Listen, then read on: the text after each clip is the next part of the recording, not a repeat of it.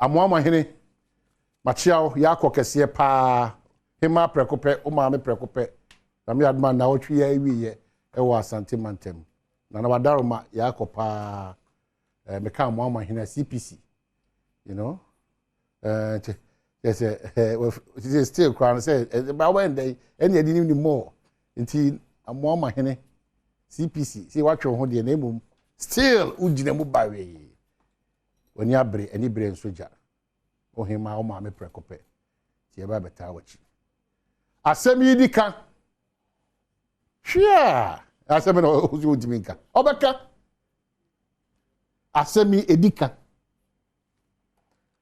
nyamia nim ni kuro ni se wo meka nkire na ano na otwetwa mu ni se ema mu ase pad ni se na ya asem ya pa o migusu nya nkrata ekoso kenkan articles or papers mu a very serious issue.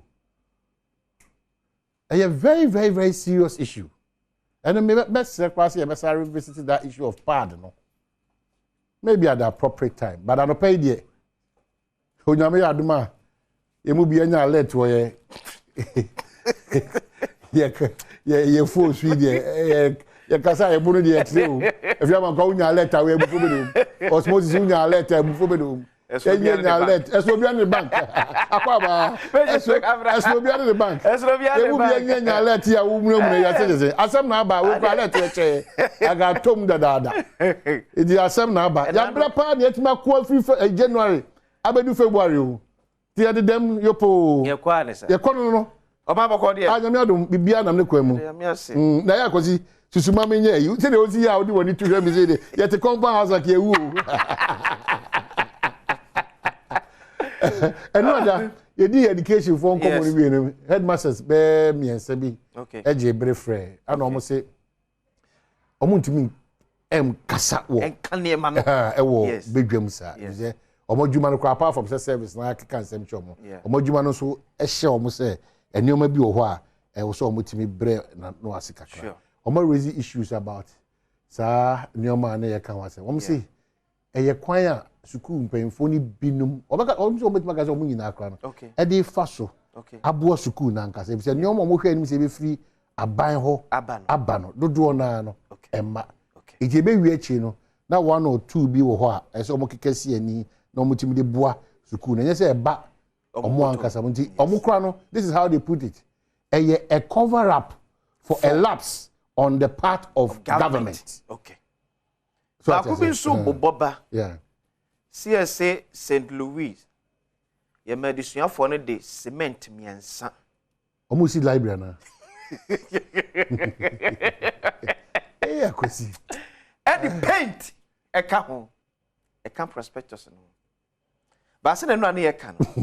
Sagap way in because GS is failing to let our phone know. And near my our set, yeah. Now, on my year, and you may be. Na ya de ahwe ye school sem from a basic to the second cycle. Or how the basic enya. O se ne ka emofra e bi kura awofo bi na wo se me banya 35 onya school. O prade ne ho. To onya 35. So onya 35 onya school. School be mu no free ba. Enkwada omunya 6 1 7 8 9. Schools be mu no free eba. Omodudu no yesay ade na government schools no suffer with the kwada betimi nya single digit you betimi nya 35 39 nani ajabo nani aje ana manya 39 manya school de wonya 35 wonya school ko hani ehwema wo back in 2007 2005 2006 ubedenya 35 aboso dabi musu so ko catch on ma say ye wie exams me nya 35. Now my made nam say be banya 35 onya school. Like a kromo kwanka yam pa my crop very frame. And also chese how for no one banya 35 and ope on beat team to the game. Yet to much now omo talk us here o made. O man no komoka se o hopa na. Ye be sra ban penefo. Napco nsensem no. Napco. Na say akogu aka akatua na so mutua. Akatua ne maye. Oh still a maye. From 1st September 2022. Oh, I know. We had that conversation. When we say Akogu, na Aketua na no so metu after. Oh my, no. Up to now, am I? Then one the across higher this time. Debbie. The district coordinators. NAPCO district coordinators. Who so mono no munia kwenya so may apply for jobs. All like the beneficiaries. Ya wakwenya say oko ya for CV tutum. So be fro betimi akọ. But NAPCO coordinators no munia kwenya so betimi apply for job. Komo de na ye adwuma aban de mama don't forget say NAPCO nhye ne bana ban hye bosse about 3 to 5 years time. Ye be ya mamra teche se na be ye institutionalized. It wotu me say me ya aban adwuma. Ene se fufia nto ata. Enano akwa ba bia akwakodu. Eti beneficiaries tika maye. Coordinator sika ema no mo de ankwari afiko de dwuma ben wo kwa akwa. Wo jate fie. Ye be sra ban panifo se otu anamo. That jump patch quickly for me call Daily Graphic website. Daily Graphic website. Omai e boka. Kwasi beba bia. E ka Ghana e bono enye adeketwa. And you see, ya man for free say be a goodie. Abia kwaje $1.3 billion syndicated loan. O me kwaje sabo san baye no.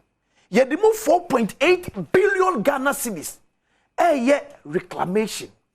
Sa eboa ama akuafo a emote si omo kokoso no. Ye tim de adwadua e de amo. Ye de 4.8 billion Ghana cedis na yo.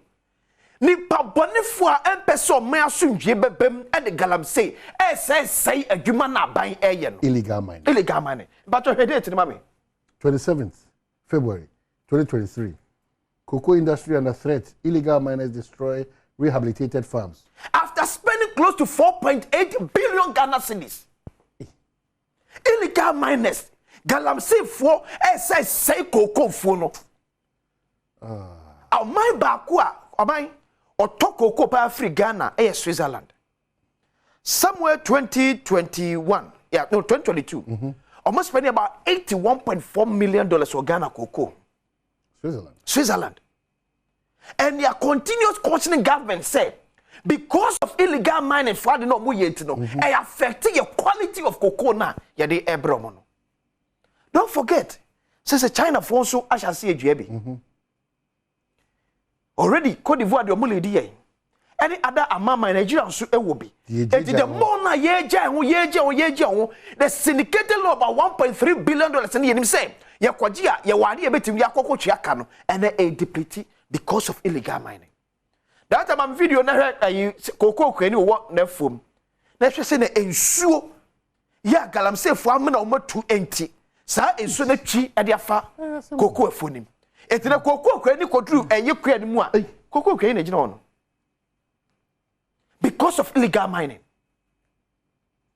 Illegal mining, oh, her baby ensured that Quabrane and your Bama sub you or not for Minkasuotia because Obu trade. What's an answer for her baby? So near that cocoa from the Quabra one. Cocoa from and no one. Wow.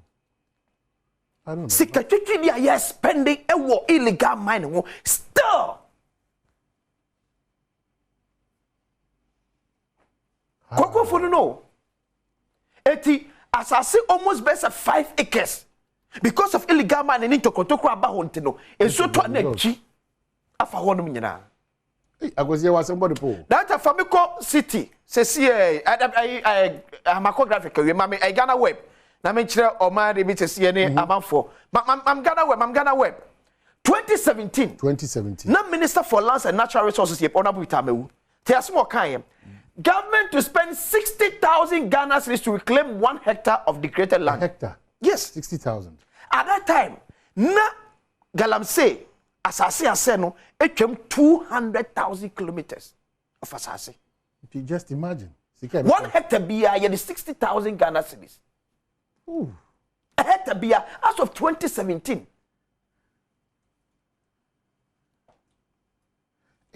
This is November 13, 2017. And in fact, July 2017, Abani Shebi Ebefren MPIW. Yeah, ebu and kwanya betimi afaso betimi aboaso galamsey ya no. Near reclaiming and sas near the other. That one was costing us about $150 million. I pay the old bubbles kind of say na ma. It is sense ka we nyina ekọ the fight against Galamsey. But the question is the results need to say. Hey, by your sword, you because you sword you. At day. Your sword. Your brain in our sword you. Your brain in our sword and no crime is with dear my home. Your brain in our system fantastic, but the brand in Yajuma. Your brain in our be seen. You no credit or form. Your petrol die. I grow your niso. Your genie say, man, I better free. We are so. Because this issues about Sika, echo reclamation, echo. Say amount for now. There, young soon say, "Mamen Kyle." Say a former good year no. Who to the papa so cry the cordas and one go to the papa so. Yes. And one so ye quiet so. Yen so. Ye duane ho. You know be we say e be affect your mind na pomudin ni pe na pomudin. O man bia so ho odin ja nipa na e wo mu no o ma pomudin. Se o mu sitie because we be so akwa adwuma waka e apomudin wonsem. But if through an illegal activity Waduane, unsuo, okwaye, usikasem, bibia cut down the drain there. What we are saying to ourselves is that we have arrived at the point I just to say, na yengu na for man be take over. When then chiliba the enemy misu. Because the software Israel no supposed to manage there. Omakem. That thing him manage there kwa mo nkan okra. Osmosis your two in chair software only say the bawakem. That's the country that we are now building. Yenwene say nchirima bi akwese bibi won ma yenwene say nchirima bibi won mu the all kind of power no me say ya keka no say I am nti ase enye easy o obeka say we chiri ba etuanyonko a o see etwaduam and our western region e wo Ashanti region e wo Hantufi say o na me am wo ha region we dey be na bi nye no kre ba bi asibia no e Ghana David Adam say if you solve the problems of this country as your own problems are you collectively you bring results. The all can be an because a trobia coso, no credibia to sing, a dufudi pebi, a swordin be, party same be, minim wenti, man a be free rubber, of our home to Juma, China for ya and horse, I walk right there, any intimate. Nanum be my compromise, in paying for a day, want to new man or your money, you know. Yeah, cost. That announcement many penifo omo ye sa Vanguard Operation Vanguard edin so na me bisa say mo ye soje ne ye nim sa soja for the nkade e fe ne ketasha prankan kan but the free see e ka se yam kuntia Galamsey no ye implicate some of members ni bi ewom and that's what catch was say am tell no kra wom ye say obekwa akwachi excavator bu Ashanti region am ya confiscate akwa akosi wonom ye be transfer we free Ashanti region akwa West region na bako the same excavator na mo sisi ye no na wo West region ye bu abam etiripa nkodo na se kwa ensia na do we kakre be man dia what you know call baby that time my branch here Cosmos picture branch to Ashanti region the national security ye wa Ashanti region my branch we Galamsey I want trust of forest branch we we abranti ogina we kwa Ashanti region troso what the Cosmos and Ponsa yes Cosmos and Ponsa then Kafa yes ne di amanfo edinim power area mu no Kafa otin Asante as in troso one more but enya troso no free but ho no akwa di kwa emu a wo di kwa yenim tu kwa yenim man nam no ka say a time will come by yenua na ye de kwa mo no ne koton enya usika no ye nya bi na so target we are waiting we power be no oman nipa hu ni say he's one of the financiers he is not just a miner and I'm so target we are waiting because Oman is governed by rules and regulations yes into your known team for no ane Henkosha system. So you say on kutu for. Okay, it's now what the about tipa so mama on about yourself ma for video na ye fanwie mama on about self ma for video yes. Yeah. Mama yes, okay sir ekomodie we. Senior minister on about yourself ma. Yes, I shall one there. It's the who can atwuma adwam is say. And next month aban smart delegation akọ China. As ye cut $39 billion na ye de no.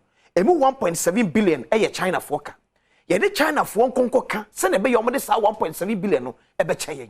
The question is what are we putting on the table?